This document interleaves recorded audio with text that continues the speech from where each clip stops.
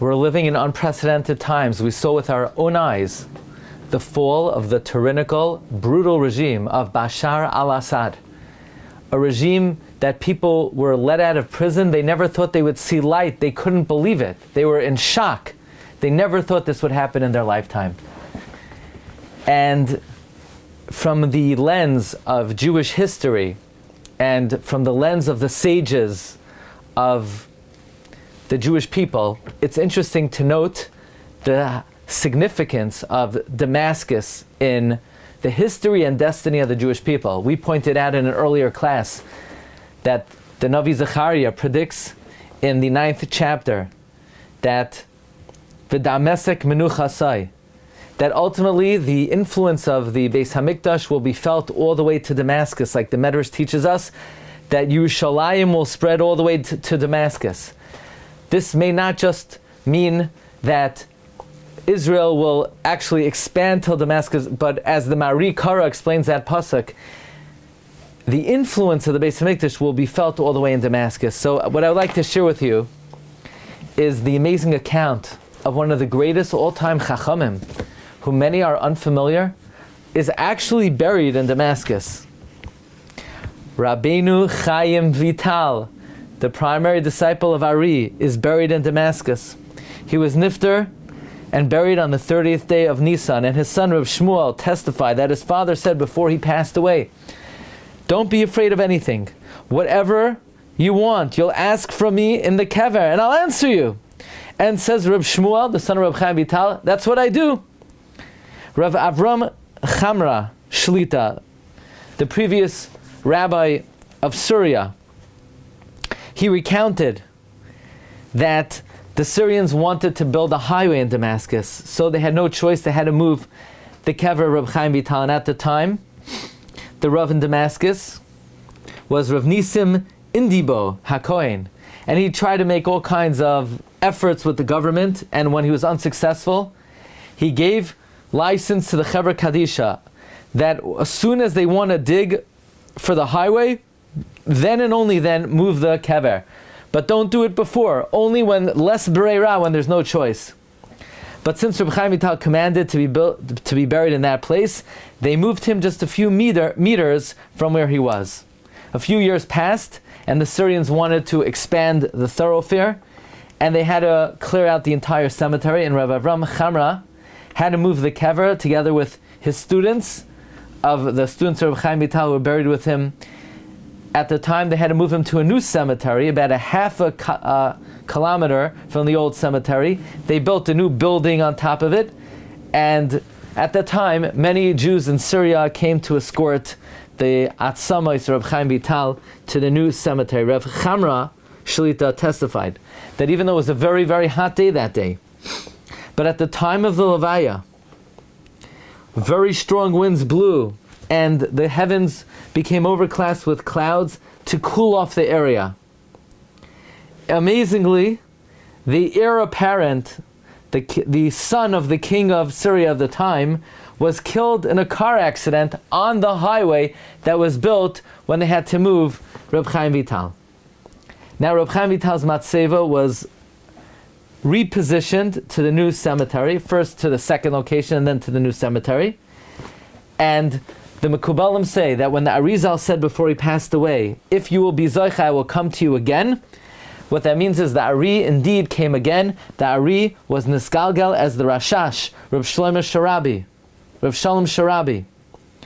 And moreover, Reb Chaim Vital came back also as the student of Rav Shalom Sharabi, Reb Chaim de la Rosa. Chaim de la Rosa is the Taras Chacham, and he is buried right near the Rashash on Har Hazisim. It's brought in many Svarim. Sefer Shari Yerushalayim, Sefer Nisim Baghdad, the Sefer Damasek v'Chachameha. That Reb Chaim Vital was buried in Damascus to be mavatel a certain klipa that was found in Damascus, and that we are going to discuss. In the last years, there have been reports that the kever of Chaim Vital was moved to Kiryat Malachi, although these claims are unfounded and unsubstantiated. But I would like to share with you an amazing question and very mystical information that the Chida shares about why Reb Chaim Vital went to Damascus and why in fact he's buried in Damascus. There's a sefer, Markavois Argaman, and Simon Yud Zayin. He's troubled. He says there's a question that has been piercing his heart and mind for a very long time. Reb Chaim Vital, after the Ptira of the Ari, went to Damascus. He was buried there. He was born in Sfas in Rosh Chodesh Cheshvan, and he was nifter in Damascus on Lamed Nisan in the year Heishin Pei. Why didn't Reb Chaim Vital at the end of his life come back to Eretz Yisrael to be buried there? Especially Reb Chaim Vital, if he had been buried in Eretz Yisrael, they would give his kever a very prominent location and people would visit it. Many people would be able to daven there, and especially he is the main disseminator of the Torah, the Arizal. And Reb Chaim Vital even writes about the hana that Mesim have when you visit their kever. Sefer Hasidim speaks about it in Sim Tafshin Yud, and the Shar Kavanah talks about it in Daf Chav Gimel. Why didn't Reb Chaim Vital come back to Eretz Yisrael? We know that many people visit the kever of Reb Chaim Vital, including his own son, Reb Shmuel, in Damascus, but imagine if he was buried in Eretz Yisrael. So why did he not come back to Eretz Yisrael in the end of his life? And if you're going to say he was old and the trip was too difficult, well, we know from the Shem HaGdolim of the Chida that the way Reb Chaim Vital got to Damascus in the first place is he used a certain shame, the shame of Kvitzas Hadarach. And we're going to discuss that. So why didn't Reb Chaim Vital come back to Eretz Yisrael using that very same shame? And says the Sefer Markavois Agaman, he would possibly suggest that because of a wondrous story that is reported in the Shem HaGdolim by the Chida, maybe that's the reason why Reb Chaim Vital stayed in Damascus. Actually, in the Chida's entry to Reb Chaim Vital, he says something astounding. He says Reb Chaim Vital went to Damascus because of a certain Maisa. Interesting. That Reb Chaim Vital went to Damascus because of a particular story. But Reb Chaim Vital, but the Chida, Reb Chaim Yosef David Azulai, does not reveal what was the Maisa which precipitated that Reb Chaim Vital should come to Damascus in the first place. It's almost like the Chida is hiding the circumstances that led up to Reb Chaim Vital going to Damascus. Sure enough, in small print, the Chida writes, even though I wrote earlier that Al Yedei Maisa, through a particular account, Reb Chaim Vital came to Damascus, but so many people have pressured me, I'm going to reveal to you the reason why he went to Damascus, even though the Chida says, I don't like to write stories. He says, it is known that Chizkiah HaMelech sealed up the Mei Gichain because of Sancherev. And until today, every Friday at midday, when they lock the gates of Yerushalayim because all the Ishmaelim go to their house of worship, the city remains completely empty, and they close the gates, and somebody who goes there to a particular gate that's near the tower will hear the sound of gushing water under the ground, and that is the Gichain spring. And when Reb Chaim Vital was living in Yerushalayim, a certain officer called Abu Sipin came to him, and he said, I know the king of Israel. I know Chizkiah HaMelech closed up the Gichon springs and the rabbis were not pleased with him. Is there anyone today, are there any Jews today who could open up the springs? And the Goyim said, yeah, there is one Jewish sage who could open up the Gichon springs, and that is Reb Chaim Vital. So this Arab officer sent after Reb Chaim Vital, and he says, I decree upon you, you must open up the springs, otherwise there will be a death sentence on your head. Damcha b'reishecha. And Reb Chaim Vital didn't know what to do, so he used a certain shame, and he was able to quickly get to Damascus. And the Arizal came to him in a dream, and he said, you acted foolishly. This Abu Abu Sipin, this Arab officer, was the Gilgal of Sancheirav. That's why he's called Abu Sipin, the father of swords, like Sancheirav. And you have a spark of Chizkiah Melech.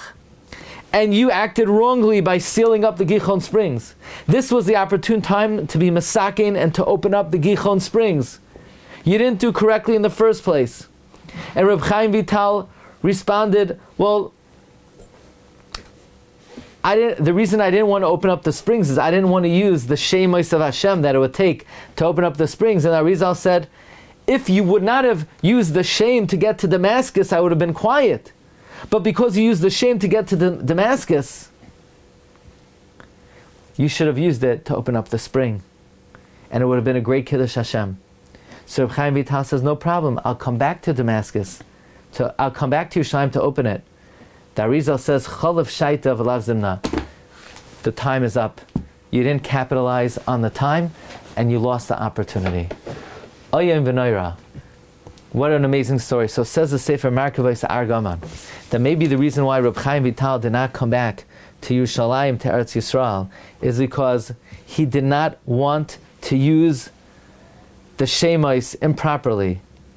Because since he did not use the shame to open up the Gihon Springs, and instead he used it to get back to Damascus, and the Ari did not agree with him, therefore he did not want to use it again to come back to Eretz Yisrael. He had to use extra caution from utilizing these Shemos. Or, says Markavos Argaman, as a punishment that he did not capitalize on the opportunity and open up the river, therefore he gave himself this oynesh of not returning and not being buried in Eretz Yisrael. But the Markavos Argaman says, amazingly, that in the Sefer Big Day Arayin, and this is reported in many Sfarim, another reason is given why Reb Chaim Vital is not buried in Eretz Yisrael. The story the Chida brought down is also quoted by the Ben Yayada in Psachim on Daf Nun Vav.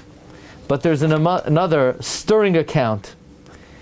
Reb Chaim Vital was sent by the Arizal. And the reason is, in Damascus, Reb Chaim Vital was very respected in Damascus, and Reb Chaim Vital would not return to Eretz Yisrael. He said he was shown in a dream, Damesek Menuchasai. He would be buried in Damascus. There's an amazing account that next to the ancient cemetery in Damascus, there's a house of Avodah Zarah, an ancient house of Avodah Zarah. It's called Beis Rimain. The Beis Rimain is referred to in Sefer Malachim Beis, Parakei Pasuk Yud Ches. The Gemara in Sanhedrin Daf Ayin Dal Amud Beis refers to it. In Eicha Rabbah Parsha Aleph, it's mentioned in the Sifrei Kabbalah many times as a source of great klipos. There is great tumah in Damascus, and because of it, the Jews suffered because of this klipa. Any Jew that came close to that house of Avodah Zarah, ruach shtus would enter him, a ruach tumah, and he would go out of his mind and convert. Furthermore, a magical thing would happen, that when Jews would bring mason to the cemetery, without any explanation, through witchcraft, the mess would disappear from the coffin through the klipa of the Beis Rimain. It was revealed to the Ari that he needs to send to Tzfas Reb Chaim Vital to take revenge from this klipa. The Ari sent Reb Chaim to Damascus, and he told him to be mevatel a klipa. Reb Chaim was accepted with great honor, and he commanded them that the next time someone passes away, they call him to escort the mess. A few days later, somebody passed away. They called upon Reb Chaim Vital, and Reb Chaim Vital came. The escort went as usual, and all of a sudden they started to scream, "The coffin is lighter! The coffin is lighter! They're using witchcraft! The mace is gone! The mace is gone!" Reb Chaim commanded them, "Stay where you are." He went into the house of Tumah, and after he waited there an hour, he left, and he turned to the four bearers of the coffin, and he gave them various shemos, and he commanded them, each one to go in a different ruach, and don't be afraid of anything. They began to walk, and all of a sudden, coming out of Beis Rimain, they saw barking vicious dogs, frightening, screaming and barking at them. They were very frightened, but they strengthened themselves with the promise of Reb Chaim Vital. Afterwards, they found in each direction 1/4 of the mess. They, so to speak, pieced it back together. Reb Chaim continued to go with them to the Beis HaKvaros. He waited for the burial. They closed the coffin. They said Kaddish. And then, from that day on, the klipa was nisbatel, and the people of the city were able to breathe easily. Therefore, Reb Chaim commanded before his patira to be buried at the bottom of the Beis HaKvaros, near that wall, so that when he goes up to Shamayim, he could be mavatel, the klipa of Tumah of Damascus, completely. And that was the meaning of his dream. B'damesek menuchasai.